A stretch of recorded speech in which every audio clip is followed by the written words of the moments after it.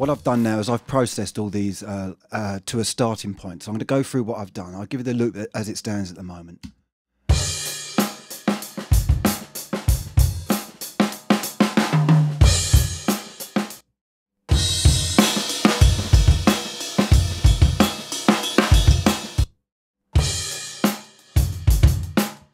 So what you've got there is a very clean sound. It's very good, very clean. And I mentioned earlier, you try and get it to sound as good as you can from the very, very start. And that's as good as I can at the moment. I mean, I've just done this quickly, so I'm going through it. What I'm going to do now is, now I've got it sounding good, I'm going to ruin it. I'm going to smash it into some sort of compressor and see what that sounds like. Now, the compressor I use for doing this is the Sound Toys Devlox Deluxe. It's an iLok authorized plugin from Sound Toys. It's pretty good. I'll just start mucking around with that.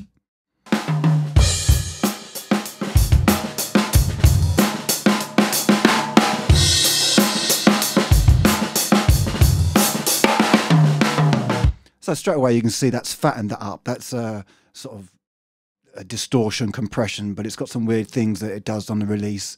So it's all dependent on the input level, and we can experiment with that. But that's what I've done. What I've done is I've made it sound as good as I can. And then I've smashed it into this.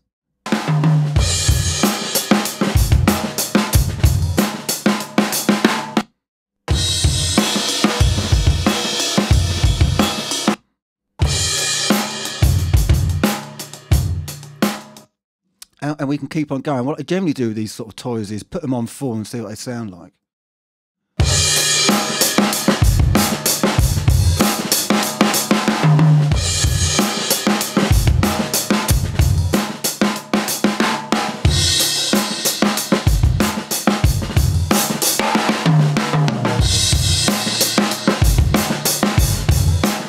And once I'm kind of happy with the release characteristics, then I start adding it in.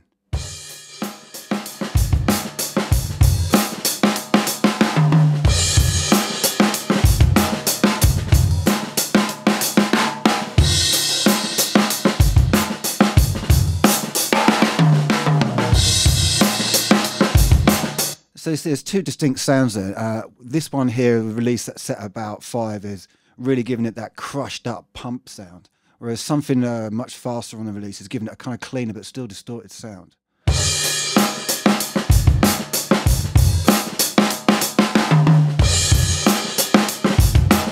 I mean, I like both of those. I like both of those. So let's, why is that on full? Here we go. Let's go back to that one again.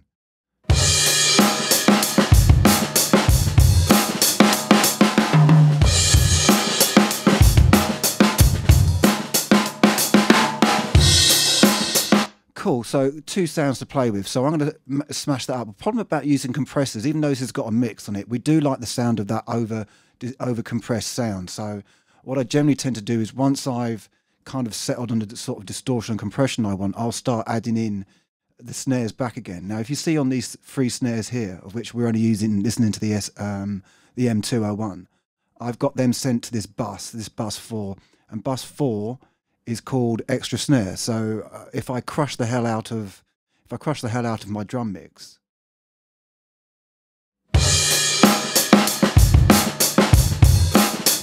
I can now add more of the snare back into the mix.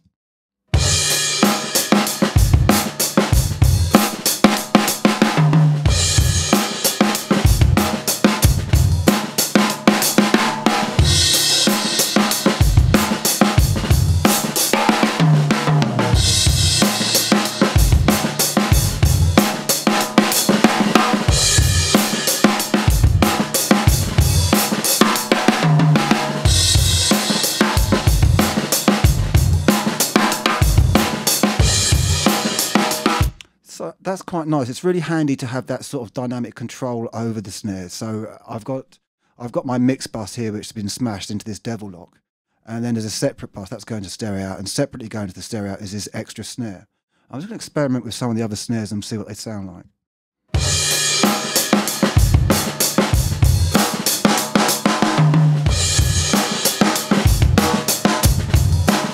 Again, this SM57 is going bus 4 to this extra snare. So there's no additional processing going on there.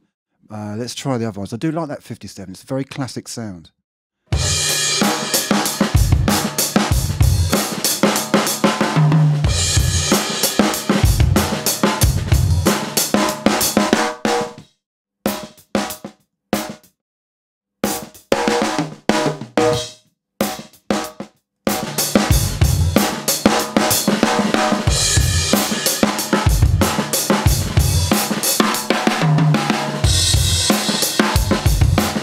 The M201, I think, really suits it. It really has much more of a retro sound and more sort of solid mid-range.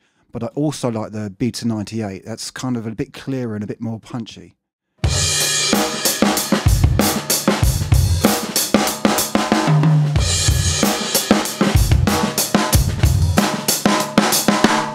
that SM57 still sounds good, whichever way you look at it. They're all three different snares. We'll start at those, see what they sound like individually.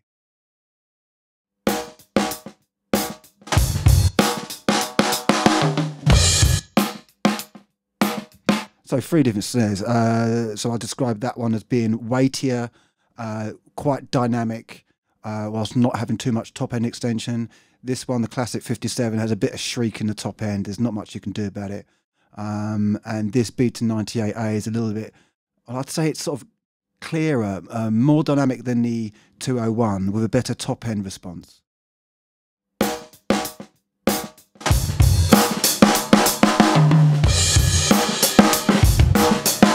Wow, we've got three snares running, sorry about that.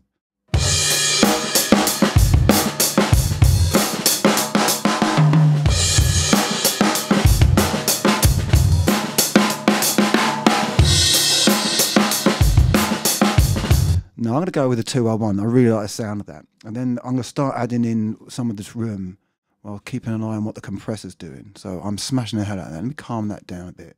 Let's see what it sounds like.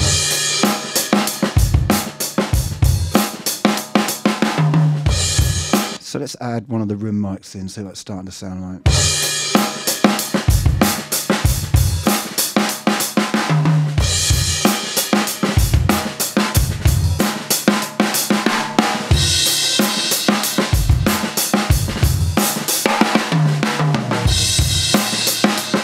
Quite a ratty-tatty sound. Let's have another look at it.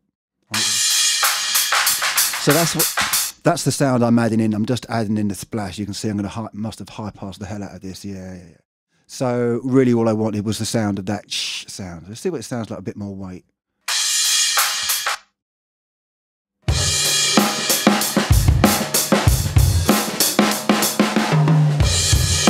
Yeah, it's too much mid-range. Once you've got to be careful with live drums, is having too much in the mid-range, because the drums are often the snare and the kicks and stuff like that. And I have battled with these mics a little bit, trying to get that mid-range out. So having too much mid-range will make your stuff sound uncluttered and ill-defined.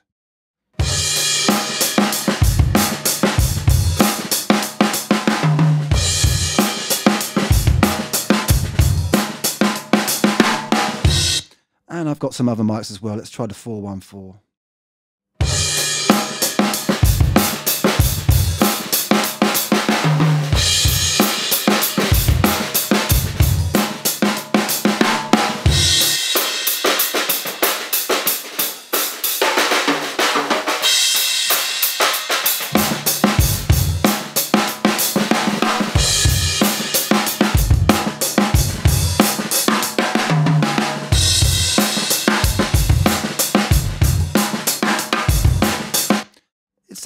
Sounds okay. I'll do some experimentation with the Coles as well later, but that's where I start. I start by making it as clean as possible and then smashing the hell out of it using some sort of dirty compressor.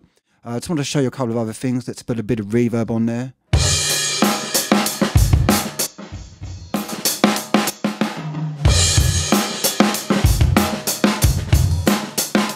In fact, I can see I've got reverb on here already. Bus 5, which one's Bus 5? Space Designer. Let's put that back on here.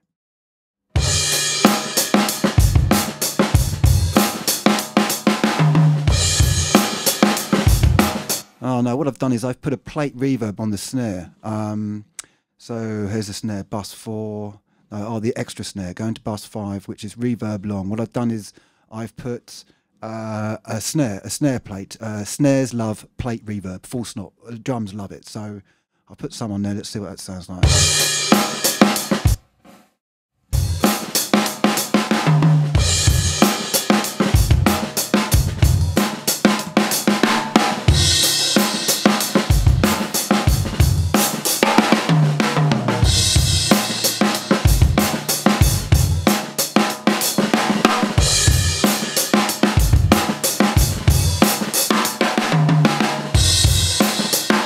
That's really nice. A little bit of plate reverb on that snare. So that's what I've done is this extra snare, which has been sent from each one of the snares, but obviously when they're muted, they're not being sent. When that's going over to this extra snare bus, and it's this extra snare bus which is going to the plate reverb. Really nice way of controlling what you're doing. Adding that little bit of plate reverb to the snare, I think, really lifts the beat out. I'll play it once again, on and off. You notice it more when you remove it, and that's the way I like effects. I like effects so you notice them when you remove them rather than the other way around.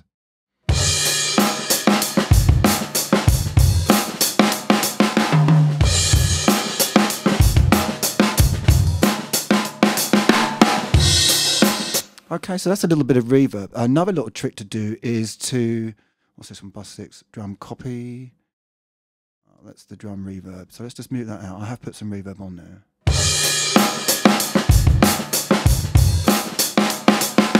That's just a tiny kiss of very short plate, a very short plate, 0.3 of a second. It just gives it a little bit of air. I'll turn it up higher and then we'll notice it more.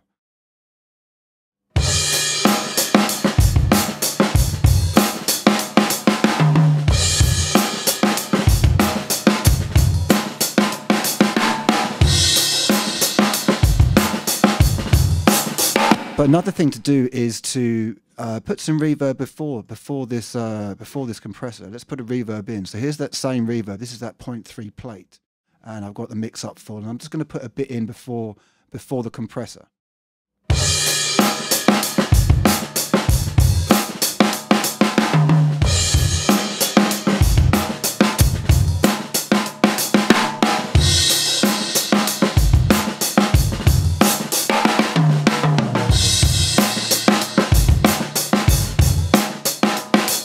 So that has the effect of adding more reverb to the drum prior to the compression, making the reverb pump as well as the rest of the trail of the snares. Let's try something a little bit longer. Let's try a medium plate. Go on then, drum plate. Nice answer. Let's try some of that.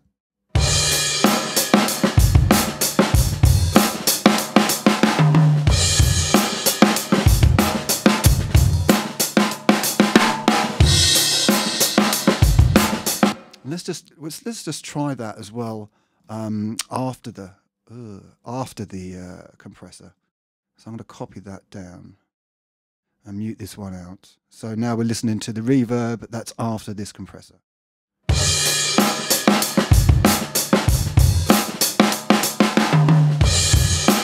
And now before.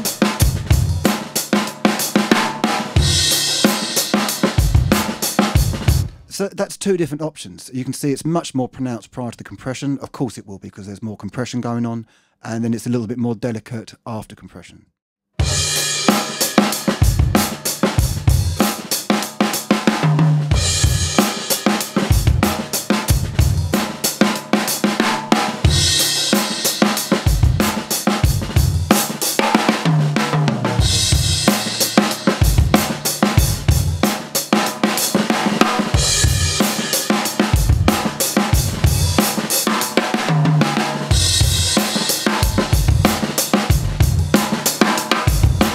There we go. So a couple of different ways to make something sound a bit old, retro, pumped, and in different ways. That's quite nice. I quite like that. I prefer just having a little touch of reverb, this one here. And then let's put the plate reverb back on the snare.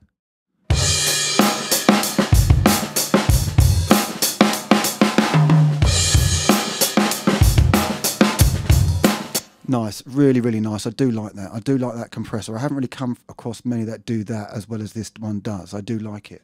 And it also has this kind of like a distortion element to it as well, which is quite nice.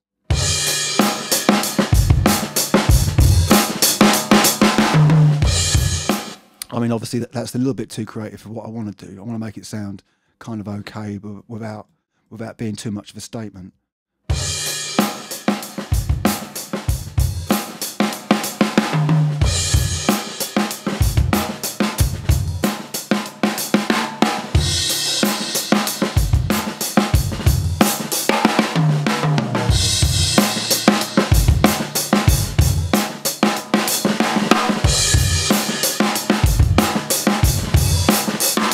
I really like that with the pumped up rear trail. I really do like it. I mean, it sounds really clean and sort of punchy with less of the release on.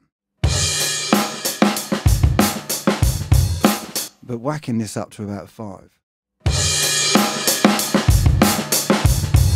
And let's just play with this extra snare.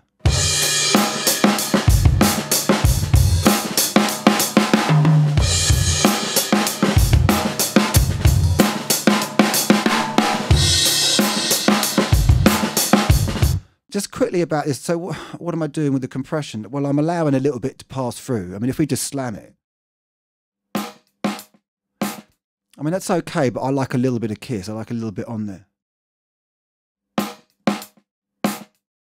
Knowing full well that it's going to get smashed into a mix bus compressor. So, you know, I know I'm allowed to add a little bit of this in, that little click in, because I can tame it a little bit with what's happening afterwards.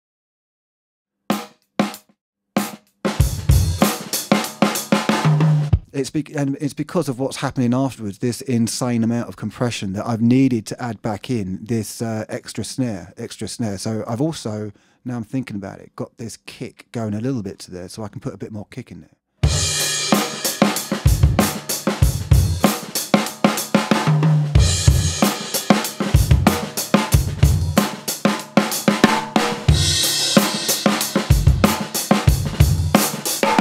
So I've got dynamic control of things outside of that squashiness, which is really handy, which is what I always do. So there we go. There's all the stuff processed. I did try the individual mics with individual samples, and it didn't really work for me. So I'm going to stick with the loops that I did. So this is a folder of what you're going to get. You're going to get a folder called hits, where there's all the individual hits, the crash, the snares processed, snare processed with reverb, each individual snare mic as well. That's quite handy. You get 3 different sounds there. Live loops, so they're just the loops that I took from the live stuff that wasn't done to a click track.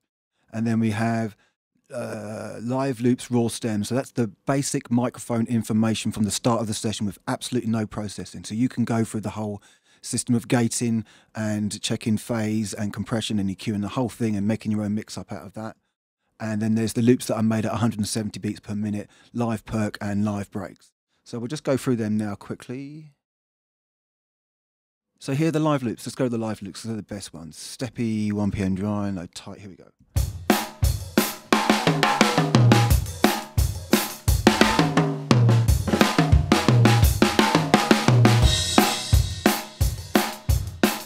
Not too bad. Anything more messy? Let's try this one here.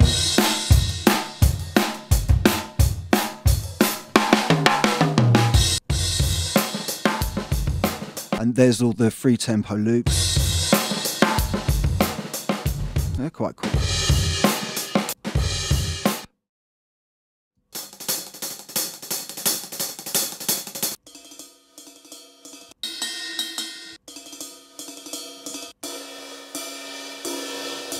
So there's loads of process crashes at 174 beats per minute. And then you've got all the individual hits here, all the snares. And kicks and individual. They're quite heavily processed, but I've also added in the unprocessed sounds. So you can mess them up. And then here are the raw stems. These are each individual mic, basically ready for processing.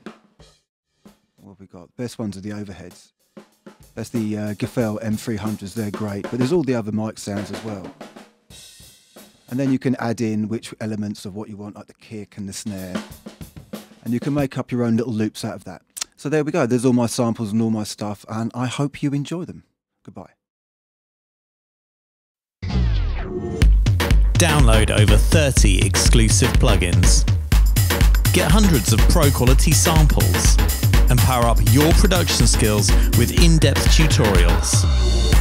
We break it down for you step by step, and you'll see exactly how it's done in expert video guides and producer masterclass sessions with pro producers.